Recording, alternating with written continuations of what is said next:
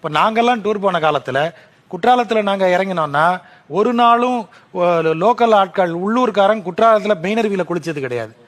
மேலே ஏறி செண்பகாதேவி போய் செண்பகாதேவிக்கு மேலே தேனருவிக்கு போய் போகிற வழியில் இருக்கிற இடத்துல குளித்தவங்க. நாங்கள் தேனருவிக்கு மேலே ஏற முடியுமான்னு ஏறி பார்த்தவங்க. அன்னைக்கு எங்களை யார் தடுத்து நிறுத்தினாங்க? ஆனால் இன்றைக்கு நீங்கள் சிற்றருவி தாண்டி மேலே செண்பகாதேவிக்கே போக முடியாது. எதனால் இந்த தடை வந்தது? அத்தனையும் குடியினால. அந்த குடியில வயதுக்கு தயவு செய்து அதை வயது கூட்டுதான் ஆக்காதீங்க. மேலே ஏறி குடிக்கிறவங்க முதல்ல பாட்டில உடச்சி வீசுறது, அப்புறம் அதை உடச்சி வீசுறதுல கேட்டா ஸ்ட்ரெஸ் பஸ்டர்ன்றாங்க. நான் அதை திரும்ப தனியா தான் பேசணும். பாட்டில உடச்சி வீசினீங்கன்னா உடனே காட்டுல இருக்கிற யானைக்கு காலில் குத்திருன்னு சொல்றது ஒரு தரப்புன்னு சொன்னா கூட முதல் விஷயம் அது எவ்வளவு சரி?